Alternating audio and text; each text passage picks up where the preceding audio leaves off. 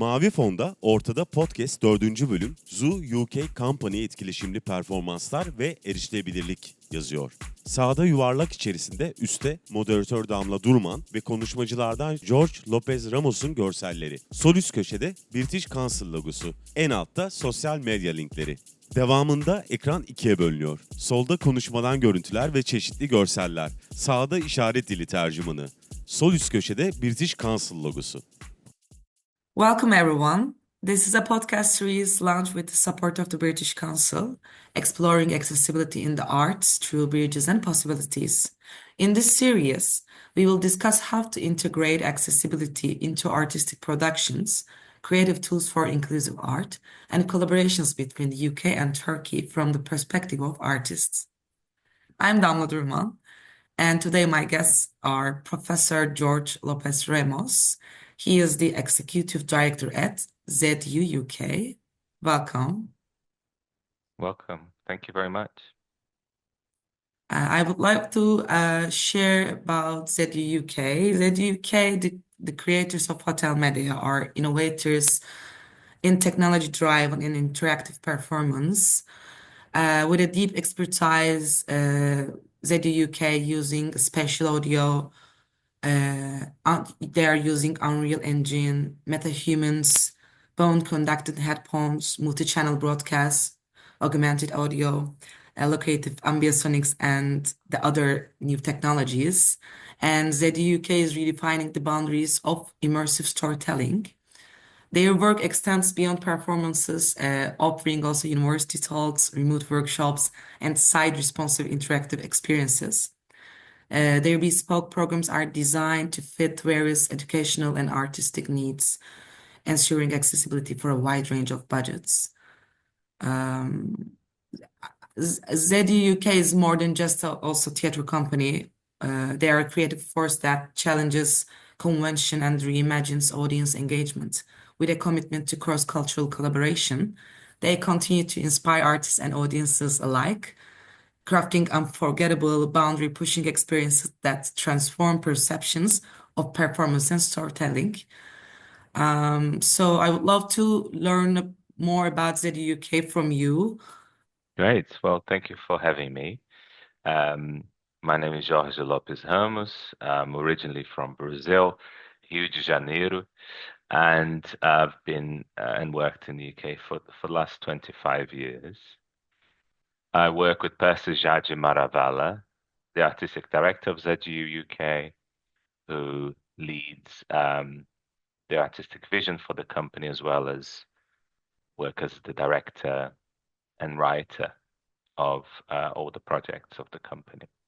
So we work together and have done since the beginning of the company. Which projects such as the one you mentioned, Hotel Medea, which was an overnight show that was developed between 2006 2012. I'm also a professor of interactive theatre and performance at the University of Greenwich. And I guess, as you mentioned, the work really fluctuates between interactive technology and performance, social engagement, disabled-led artistic projects and innovation, as well as research, practices research in an academic context. We also work with partners outside of the arts and academia for multidisciplinary collaborative projects such as healthcare simulation, which is one of the projects we're currently doing with a variety of healthcare professionals and allied health, such as nurses, doctors, psychologists, social workers, and so on. So I guess what might be helpful to say is in what way access or disability and neurodivergence relates to the work that we do and the research we conduct. So I might say a few things about that and then see what other questions you have. So the majority of ZU UK as a company is disabled or neurodivergent. and that is a variety of lived experiences of disability and neurodivergence, and the majority being invisible disabilities. For me personally, my interest is through my own diagnosis of ADHD and Asperger's autism, is for accessibility, but also about innovation from the point of view of lived experience and disability. So what do I mean by that? I mean that there is a very important work that needs to be done and is being done and is growing in awareness and support, which is making work accessible, right? So these are artworks or experiences that require more access so that more people can engage with them. Now, what our work is about is something that comes before that. It's about the thinking. It's about the experimenting. It's about the testing. It's about the collaborating. Rather than create something that then retrospectively tries to be accessible, is to embed in the methodology of creation, innovation, and work with interactive technologies, for example, already the lived experience of disabilities of neurodivergence for two reasons. One, because by considering those ways of engaging with the world and processing the world, you have a deeper offer for people who to access that work, that idea, that experience, but also because there's a severe lack of disabled-led and neurodivergent-led voices in the making of work, in the conceptualizing of work, and therefore we are missing out because there's extraordinary ideas and models of working that we just don't support, that we just don't encourage, that we just don't invite. So that's what we are most interested in, is starting from disability art as a way of working, more than just access. Exactly. I had an amazing chance to experience within touching distance performance as a part of the Unlimited Festival. It was a performance I experienced lying down with VR, where my interactions with a live performer were synchronized with the actions. And I was seeing the virtual space. It felt like I'm dreaming, moving through a lifetime from childhood to old age. The questions posed during the performance still resonates me. And also, I read that this piece incorporates healthcare techniques. The project was recently awarded also one of the first ever Inclusive Innovation Awards and received a special mention from the jury at the Sheffield Dog Fest Alternate Realities competition for its courageous application of an innovative multidisciplinary approach to challenge audiences in a way that is specific to its form. They mentioned that. So innovation is just a tool, as I experience. It's a very fundamental needings to telling the storytelling. There are very dangerous sort of buzzwords or trendy words, and innovation is one of them. Immersive is another one, which they're usually not helpful because they tend to represent a way of working that is very much about privilege or exclusion, or they don't really tend to mean what they originally meant. So innovation, for example, when you see it as a policy or as a project or as a fund, they tend to want things that are not really innovative. They tend to be a replication of something that people associate with innovation. Now, for those projects that tend to inspire us, there's probably 5, 10, sometimes more years of work that is hard. It's hard to get funding for. It's hard to make it work. And so the innovation comes as a result of a lot of work. The innovation isn't a shiny thing that you can replicate. Is following a process of inquiry, and seeing what happens. And so in order to innovate, you really don't know what's going to happen. And also it's really hard and needs a lot of support, especially if you're working with within disability arts, and especially if you're working with interactive technology. So when, the various technologies that you mentioned, they are only we only use them for as long as they're useful for people to engage with one another. So we're not really interested in technology as a thing in itself, for us to watch or admire, but in what it can do to human interaction.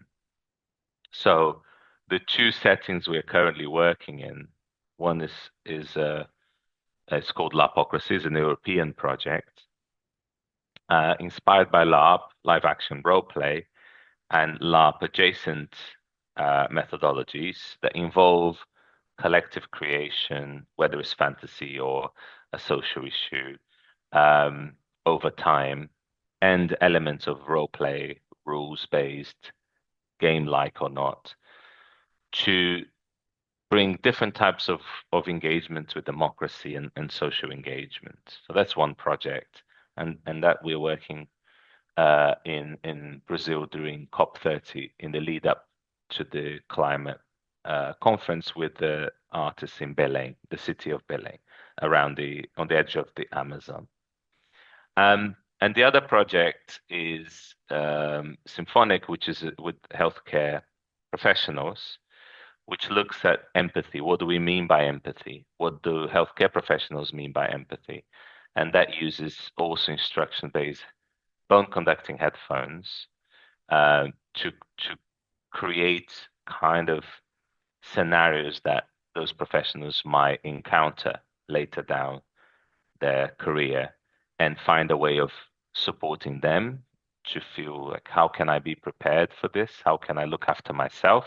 But also, how can I meet this person who is in distress or in pain or has been really badly treated by the system? How can I kind of transform their experience? As I also being on a spectrum, I have an ADHD and I need to do lots of things and things and works, and the environment is so the people in the environment there's a huge effects on our bodies and our emotions. I understand that the absence of physical touch in the post-pandemic era, you're searching like how can we build a community which is including a good dialogue and good healthcare. So for this reason, based on this performance and other performance, could you tell us about your creative process and how you integrate the accessibility applications? So is it starting with a common question with the company, or how are you develop those process? It would be very hard to define a singular process because every project will have a very different approach. But what is common about every project is once we have an initial idea and we have an initial idea of who we want to work with, so who is the collaborator or who is the audience for it or who is the community and all of those elements, then we're asking ourselves, who is it by, who is it with, and who is it for, so that the process emerges out of those questions as opposed to what's the thing we're making and then thinking later who's this for and trying to convince those people that it's good. So instead we have several cycles of testing. We co-create, we test, we evaluate. We co-create, we test, we evaluate. And because the people whose work it's about, they're in the room, it means that we are working together in that journey of decision making. Do we go this way, that way? Is there other things that we need to bring into this experiment? Does this technology work? Maybe we throw that away, start with a new one. So that's the sort of general process. But I can give you an example of something we're doing now. As a result of working with touch as a medium, which tends to be rarely used as an artistic form, or if it's used, even when it's used, it tends to be a secondary or kind of low down as an extra thing. And we were very interested in knowing, well, what if touch is the main medium?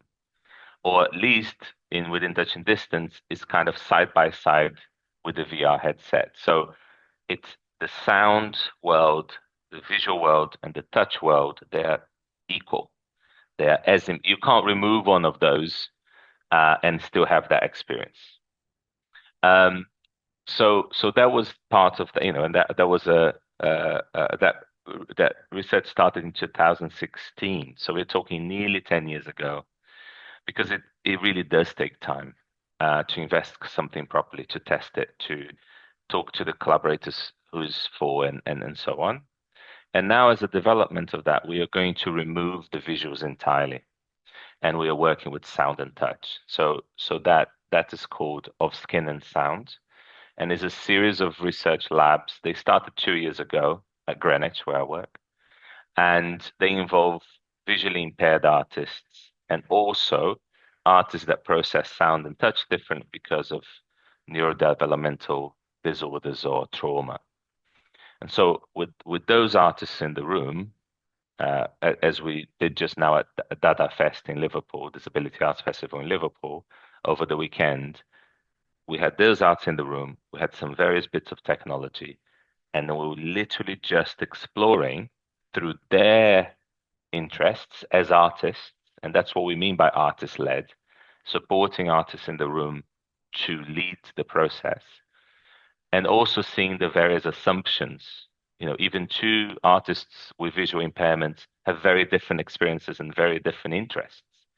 And then you have somebody else in the room who's sighted but has significant impairment on another level. Then that brings another complexity. So those are the kind of methodologies we're interested in. So rather than thinking, oh, how can we make this accessible for everyone, and basically kill all the potential, all the ideas, all the depth of experience of those people in the room, we do the opposite, which is what's the depth of these experiences of those people based on disability, neurodivergence, trauma. And then later, once the idea is actually shaped up into a work, that's when we start to consider the access for audiences, but access in a creative way, as opposed to an instrument. So the piece of work that this is going to go towards for COP30 is called Everything is Burning. And is a collaboration with Brazilian and UK disabled artists looking at sound and touch as the main medium, to look at various communities that are riverine to the Amazon, so Quilombola communities, First Nations, and their relationships with touch and sound, and the importance that has in the ancestry, but also in the way climate is affecting today how they live.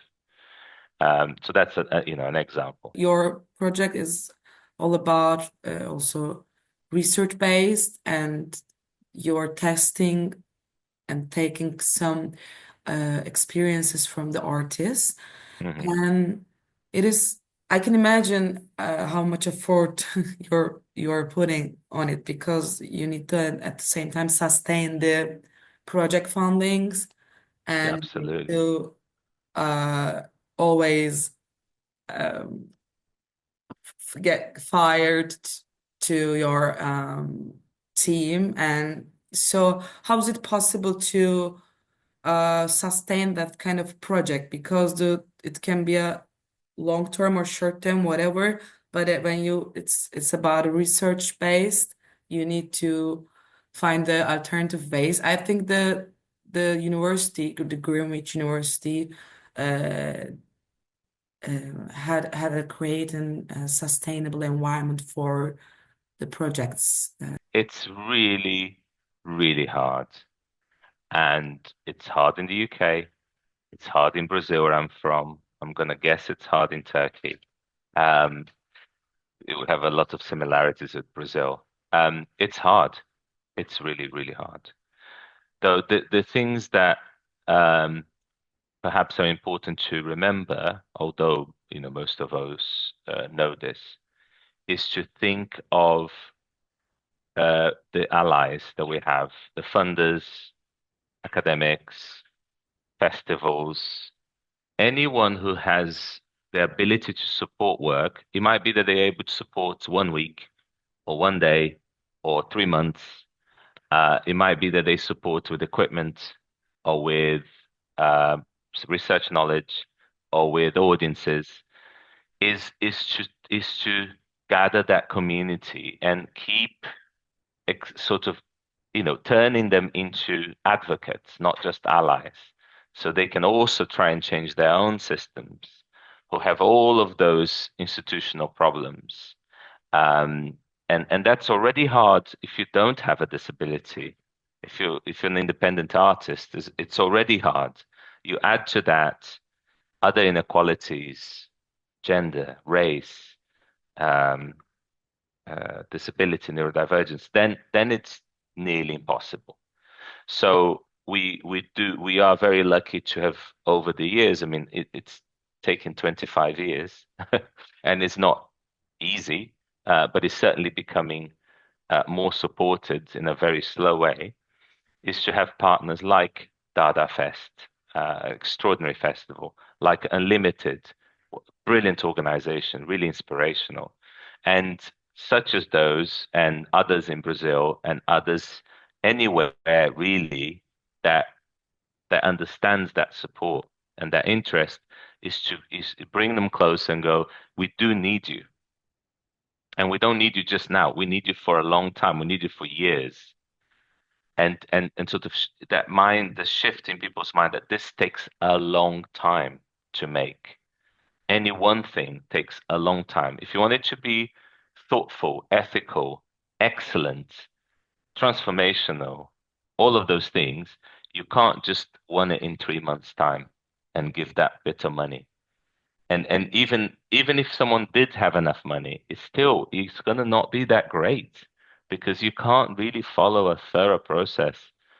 People, especially people that are dealing with inequalities, whether because they have 3 jobs or because they are parents or because they have a disability or all of those things, you can't just have time free, and you need to deal with other challenges daily. So, but it's a good thing. Those people are bringing the ideas that we don't currently have. They are the innovators. We are the innovators. So to do that, we need to have a supportive environment. We need to be really transparent and honest about what you can offer and what you can't. So those people can also say, I can't, because what you're saying to me, I just don't have that time. I don't have that energy. So then you go, all right, hold on. I'm going to look for more support and I'll come back to you. So it's a mission, right? It's a mission. And I think, but the key point, if I were to boil down to one thing, if you're ever talking to a funder like British Council, your own national funder, a policymaker, is to understand it doesn't take months, it takes years. And if they really sort of start to understand that, then the policy itself, the programs, they need to last a long time, so that you can produce life-changing, transformational, innovative, genre-defining, excellent work. There's no way. There's no quick solution for it. Exactly. I totally agree with you. And also, I think the most important thing is the power of the community. When the people can see and feel like, ah, yes, I'm be the one, I'm the change maker, then then we can find an effective solution altogether. It is working like that in here also. So I have, and also we have lots of collaborators. Like, I need a microphone. Okay, do you have a dancer? Like, we have lots of colleagues and lots of support system in here. Yes, otherwise it will be much more harder. And within the execution process, you say that also you work with disabled artists, but of course, every artist has their own needings. So, do you have any mentors, or I'm more curious about your process when Yeah. how does it, continue working with the disabled artists? So, as you probably know as well, there is no one model, right, that works. And so those people have to be in the room. And then you need to start to work to realize what you need. So it can't just be thinking and talking, right? However much you plan, as soon as you're in the room and as soon as you start making, it's when you realize more things, right? So you have to build in the time for that. You have to build in the time for things to go wrong. You have to welcome those. That's what you want to know. You want to know what's going to go wrong, but you cannot know what's going to go wrong if you don't try, if you don't test. So another thing that is very that's probably very not creative, not supportive in the arts, in funders, is this being afraid of risk, right? You talk to any disabled artist, and the last thing they want is to be like, oh no, let's do things too risky. It's the creative process is risky. The desire to find things out, risk is not negative, right? There's risk that can lead to negative outcomes. There's risk that can lead to positive outcomes. One of my PhD students talks about this, and her work is brilliant, which is about shifting that conceptual, cultural block that we have when we hear about risk. And risk is an essential part. If you create a process where you go, oh no, now there's no risks here, we can start, nothing can happen, because you've added so many barriers and so many blocks, and you've removed so much of life, normal life, that it's always going to go wrong. It's going to be pretty bad. The results are always bad, and the artist is not happy either. So people can't make these decisions without talking and working with the artist. It's got to be a cycle. And I guess people sometimes are very worried that, oh shit, I'm going to get this wrong, or I'm the funder, and then I'm going to be told off, and then there'll be this whole thing on social media, or whatever. And that doesn't serve anyone. So instead of that, it's like, okay, let's have some voices of the people who will be part of this, who will be benefiting from this, and let's hear the very diverse thoughts and opinions. And you will never find one solution. They're very different. Everyone's very different. But by doing it together, then people can tell you what to do, what not to do, and the more you work together, the more you go, oh, this is what you mean by that. Oh yeah, we can do that. Or maybe we can't do that tomorrow, but we can now close this part, this moment, put some more things in place, and then start again in a month's time. Right? And that's what I mean by it takes time. The more time, the more reflection, the more testing, the more building of relationship, and the better it gets for everyone. Yes, it's true. And here also, when I talk with the artists and creators, they always say that, oh, I couldn't, work with disabled artists because they're afraid of, because they never try. That they never try, and they're afraid of oh, if I do something wrong, there is the core Yes. thing, the fear of working with the different bodies and different approach. Yes. I think first we need to pass this ideologies and the methods that Yes. we can find the different way of And be honest also. So if you're talking to someone you want to work with who is a disabled artist, be honest about what, if you have funding, how much funding you have and what the limits of the funding are. If you don't have funding yet, be honest about you don't yet have funding. If you have a project that needs a public presentation, be honest, because that person might go, that's too soon. I can't make something. It's not going to be great. And it's going to be a rush and it's going to be really stressful. It's going to be bad for everyone. So if everyone's really honest, it just means that you remove that sense of like, oh, I'm going to mess it up. I'm going to get it wrong. Usually what people really uh, don't like is being misled. They thought it was a thing and now it's something else. And if they knew it was something else, they would have said no. Or they would have said, oh, I have a condition for that because I know myself, or I know my disability, or I have my experience of working this way is like this, and I need to have this in place, and so on. It can take some months to align, but once it's aligned, then that's it. Then you know what you need. Well, years and years ago, I'm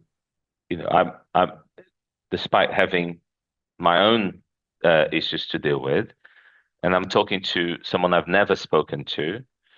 I'm worried about saying the wrong thing, or even kind of the way in which a project is being thought about. Maybe they should have been contacted earlier. Maybe it's already too far down the line, which means it's already unrealistic. And so the issues I've made early on were mostly to do with I should have had that conversation with that person earlier. And not only when I got the funding, or not only when we have a deadline in 2 months and everyone's rushing. So when you have the idea,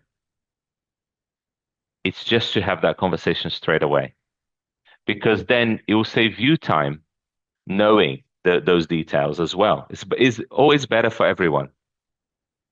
And also all the information, because that's the other thing, again, early on, that I might have not, I was like, oh, they don't need to know everything. They only need to know this. Well, actually, the more you open up, the more they will then think, oh, hold on a minute. Then I have more questions to ask, because that's really important to me. You thought it might not be important, but it is. So that's what I mean by including in the conversation, including in the making, and being honest. What do you think about the future of accessibility in the art? Because we're using more innovative tools. Yes. As I'm following, there are new techniques and implementations, also apps for making the, Yeah. automatic subtitles, and lots of things will be happen in the near Yeah. future. And I was curious about your perspective. I think there are organizations doing incredible work for accessibility, and I think that's urgent, and there should be more organizations. And it's not the work we do, but I really support and admire, and anytime we can, we work with organizations like that. In terms of the work we do, we will continue to work with Brazilian artists in Belém, the city where COP30 will happen. COP30, like any global event, is very controversial. In many ways, what it proposes to do sometimes is directly opposed to its purpose.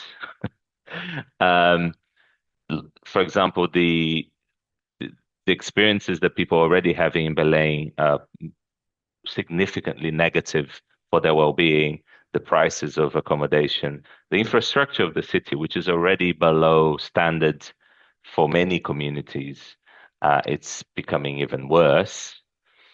And you have things like deforestation just to build enough roads for people to arrive, and things like that. So that's why we're not working with COP30 as an event. We're working with artists from Belém to increase their access to tools, to technology, to mentoring. We'll support 15 artists to create, to finish the projects that they're interested in about their own experience of their city and climate, not the Western global narrative of climate change, their communities and the inequalities they face.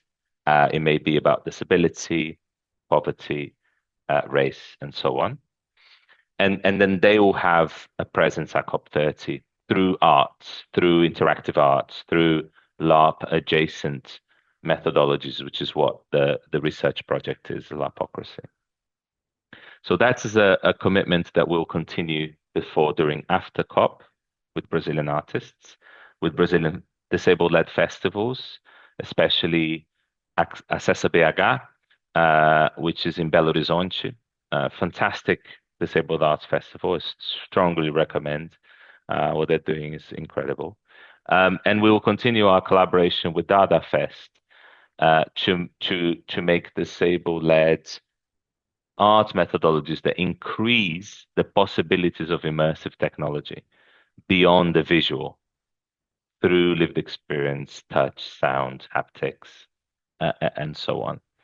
And then the other strand of the work we'll continue to work with is with healthcare professionals, because once we started working with simulation, healthcare simulation, it's the same universe, creative universe as immersive arts practice, as LARP and LARP adjacent work, is a series of instructions, parameters for collective role play to imagine better worlds and transform our reality.